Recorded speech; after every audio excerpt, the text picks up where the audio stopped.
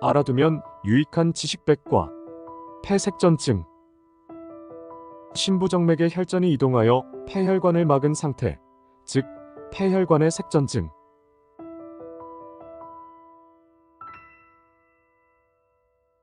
폐색전증. 진료과, 호흡기내과, 흉부외과. 관련 신체기관, 폐동맥, 폐. 관련 질병, 심부정맥 혈전, 폐동맥 고혈압.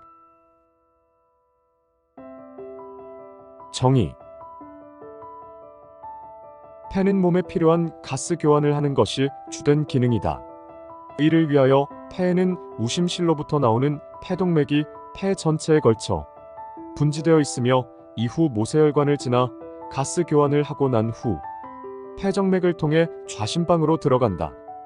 이때 다리에 위치한 깊은 부위의 정맥에 혈전이 생기고 이것이 우심방, 우심실을 경유하여 폐의 혈관으로 이동하여 폐의 혈관을 막은 상태를 폐색전이라 한다.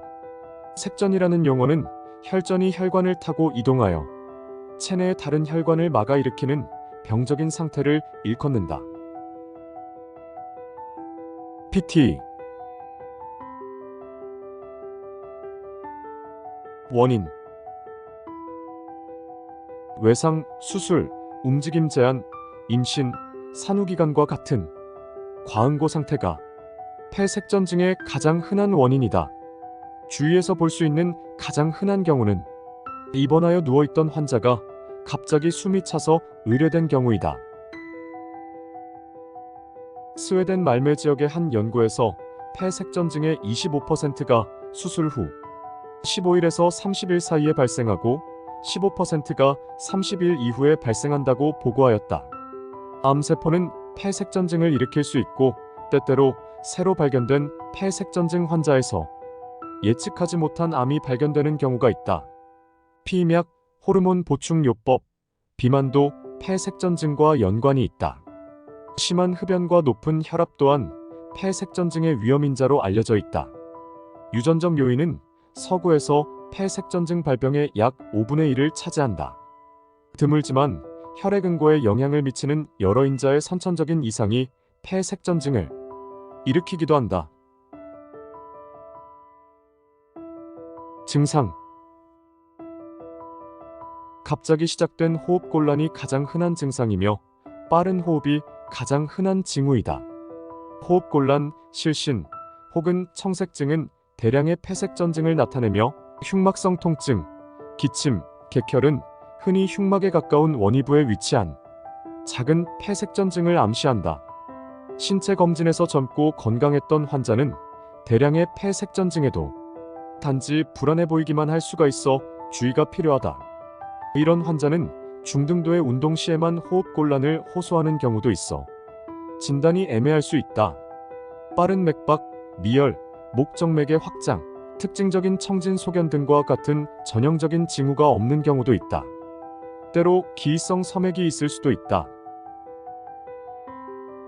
애매한 가슴의 통증을 호소하는 고령의 환자의 경우 우심실 기능에 이상이 없을 때 폐동맥 색전증의 진단은 더욱 어렵다. 이 연령대의 흉통 환자에서 급성 관동맥 허혈 질환이 가장 흔하므로 이에 대한 검사를 우선적으로 받게 되는데 심근경색만을 배제한 후 환자가 퇴원하게 되면 치명적인 폐색전증을 놓칠 수 있는 위험이 있다. 또한 심부정맥 혈전이 흔히 동반되기 때문에 한쪽 다리의 통증, 열이나 부종과 같은 심부정맥의 혈전을 시사하는 소견이 나타날 수 있다. 진단, 검사. 1. 폐색전증을 배제하기 위한 혈액검사.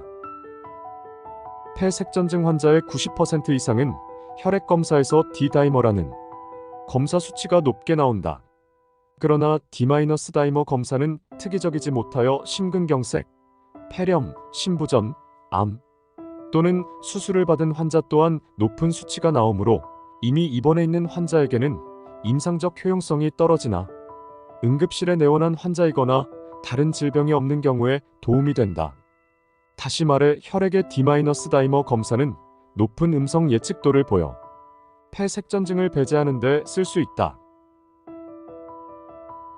2. 폐 색전증을 진단하기 위한 검사. 우선 전산화 단층 촬영이나 폐 환기 마이너스 관류 스캔으로 진단을 시도한다. 이들 검사로 색전이 폐의 동맥을 막고 있는 소견을 찾을 수 없으면, 즉 진단이 애매한 경우 폐 색전증의 선행 질환인 심부 정맥 혈전증을 검사하기 위하여 다리에서 정맥 초음파를 확인하게 된다. 또한 폐 색전증이 얼마나 위험한 상태인지를 알고자 심초음파를 시행할 수 있다. 흉부 X선 촬영, 심전도.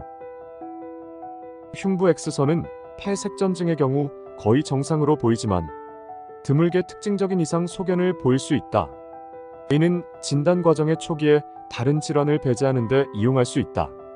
심전도는 폐혈관에 갑자기 혈전이 생기면 이곳으로 혈액을 보내는 우심실에 무리가 오는 현상을 간접적으로나마 알아볼 수 있는 방법으로 정상 심전도를 보일지라도 폐색전증을 배제할 수는 없다. 정맥 초음파 검사. 폐색전증은 보통 다리의 깊은 곳에 있는 정맥에 있던 혈전 심부 정맥 혈전이 떨어져 나와 우심방 및 우심실을 거쳐 폐 동맥의 색전을 일으킨 것이다. 따라서 심부 정맥 혈전이 확실히 진단되면 폐 색전증을 강력히 의심할 수 있다. 정맥에 대한 초음파 검사는 심부 정맥 혈전이 의심되는 증상이 있는 외래 환자에서 매우 정확하다. 심부 정맥 혈전이 있는 곳에서는 정맥을 압박했을 때 압박되는 반응이 떨어져 진단이 가능하다. 전산화 단층 촬영, CT. 폐 색전증의 진단에 가장 중요한 검사 중 하나이다. 정맥으로 조영제를 주입하면서 찍는 전산화 단층 촬영은 폐 색전증을 진단하는 영상적 검사에서 폐 스캔을 앞서고 있다. 최근의 연구 결과들은 임상적으로 폐 색전증이 강력히 의심되는 경우가 아닌 환자에서 전산화 단층 촬영상 폐 색전증의 증거가 없고 양쪽 다리의 초음파 결과 심부 정맥 혈전이 없다면 폐 색전증을 의심할 때 시작하는 항응고 치료를 안전하게 중단할 수 있음을 시사하였다. 폐 환기 관류 스캔. 오래전부터 폐 색전증의 진단에 사용되어 온 검사이다. 감마선을 방출하는 핵종을 붙인 알부민을 정맥 주입하면 이것이 폐 모세혈관에 부착하게 되는 현상을 이용한 검사이다. 폐 관류 스캔에서는 혈류가 감소하거나 없는 것을 의미하는 관류 결손이 있는지를 알아보게 된다. 환기 스캔에서는 방사선 동위원소가 붙은 가스를 주입하여 공기가 들어가지 않는 비정상 폐를 알아보게 된다. 만약 환기 스캔에서 공기가 잘 통하는 것으로 나오나 관류 스캔에서 혈류가 잘 가지 않는 부분이 있다면 이 부분이 폐 색전증이 생긴 위치일 것으로 생각하게 된다. 이 검사에서 정상 또는 거의 정상인 환자는 폐 색전증의 가능성이 거의 없고 항응고 치료를 중단해도 안전한 것으로 증명되었으며, 이 검사에서 확률이 높다고 평가된 환자는 약 90% 정도가 폐 색전증으로 진단받는다. 심초음파. 폐 색전증 환자의 절반 이상이 정상 심초음파 소견을 보인다.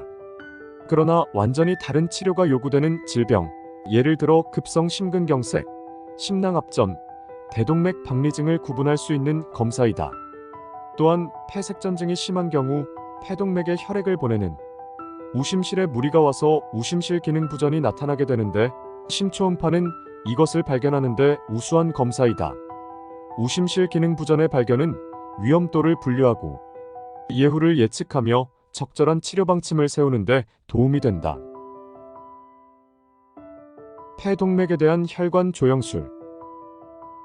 현존하는 검사 중 폐 색전증의 진단에 가장 정확한 검사이다. 그러나 앞서 나열한 검사법보다 환자에게 더 큰 부담을 주므로 우선적으로 시행되지는 않는 검사이다. 현재는 전산화 단층 촬영이 많은 부분 이 검사를 대체해 가고 있으며, 이런 상황에서 혈관 조영술은 기술적으로 CT 촬영을 하기 힘든 환자, 네 번째 혹은 다섯 번째 폐 동맥 분지를 확인할 수 없는 오래된 기계를 가지고 있는 경우 특수한 시술 기구를 이용한 치료법, 예를 들어 카테터 색전 절제술 혹은 카테터 혈전 용해술을 시도하는 경우에 한 해 시행된다. 치료 1. 입원 중 활동의 정도. 폐색전증으로 입원한 환자에게 24시간에서 48시간 동안 침대에서 안정을 취할 것을 권장하고 있다. 폐색전증 없이 단순히 심부정맥 혈전증만 있을 경우에는 예전에는 침상 안정을 권유했으나 최근에는 보행할 것을 권장하고 있다. 2. 급성 폐색전증의 조기 치료. 항응고 치료. 급성 폐색전증이 발생하였을 경우에는 금기가 없다면 비경구 항응고제를 경구 비타민 K 기량제 혹은 비타민 K 비이존 경구 항응고제와 겹치게 투약한다. 이들 약제는 이미 생긴 혈전을 용해시키지는 않지만 추가적으로 형성되는 것을 막을 수 있고, 이렇게 추가적인 혈전 생성을 막으면 궁극적으로는 몸 안에 존재하는 섬유소 용해계가 작용하여 이미 존재하는 혈전 색전의 정도를 줄이게 된다. 또한 급성 폐색전증이 강력히 의심되는 경우 영상 검사를 위해 시간을 지체하지 말고 비경구 항응고제를 투여하는 것이 더 경과가 좋다. 하대정맥 필터. 하대정맥 필터는 하대정맥을 막음으로써 다리나 골반 내에 큰 혈전이 폐로 색전을 일으키는 것을 방지하는 목적으로 사용된다. 필터는 폐색전증의 빈도를 효과적으로 줄이지만 심부정맥 혈전증의 빈도를 증가시키고 생존율의 증가는 일으키지 않는 것으로 알려져 있다. 따라서 최근에는 출혈로 다른 치료를 받지 못하는 극히 일부의 환자에 대해서만 삽입하고 있으며, 출혈이 호전되면 항응고제 치료를 시행하도록 권고하고 있다. 대량 폐색전증의 치료. 대량 폐색전증이란 혈압이 심하게 감소할 정도로 심한 폐색전증으로 우심실이 그 부담을 견디지 못하고 심부전 상태에 빠지며 이로 인하여 생명이 위험할 수 있다. 혈압이 흔들리는 응급 상황에서는 아주 위험한 치료임에도 불구하고 중대한 출혈을 일으킬 만한 금기증이 없다면 혈전 용해술을 시행할 것을 권장하고 있다. 혈관 조영술을 통하여 폐 동맥까지 특수한 기구를 설치해서 혈전 용해제를 투여하는 경우도 있는데, 혈전 용해가 더 빠르지 않았고 카테터 삽입 부위에 출혈이 많아 추천하지 않고 있으며, 일반적인 주사 치료처럼 말초 정맥을 통해 투여하도록 하고 있다. 혈전 용해제 투여는 짧은 시간에 투여하는 것이 효과가 좋으며 24시간 지속 투여 시에는 출혈의 위험성이 높아 추천되지 않는다. 혈전 용해술의 부작용 중에서 가장 중대한 것은 두개 내 출혈이다. 빈도는 1에서 3%로 알려져 있다. 65세 이상 고령, 여자, 고혈압이 있는 경우에는 더 흔하게 발생할 수 있다. 그 외 후복막 출혈, 위장관 출혈 등도 나타날 수 있다. 만약 혈압이 흔들릴 정도로 심한 폐색전증 환자가 출혈 위험성으로 혈전 용해제를 투여받을 수 없고 전신적인 혈전 용해제를 투여할 시간적 여유가 없는 경우에는 카테터나 수술을 이용한 색전 제거술을 이용할 수 있다. 3. 급성 폐색전증의 장기 치료. 입원 기간 중에 치료로 증상이 크게 호전된 환자라도 퇴원 후 얼마간의 장기간의 유지 치료가 필요하다. 이는 비록 치료로 폐의 혈관을 막고 있던 색전들이 호전되었지만 환자의 신체에 존재하는 혈전을 만들 수 있는 경향 자체를 제거한 것은 아니기 때문이다.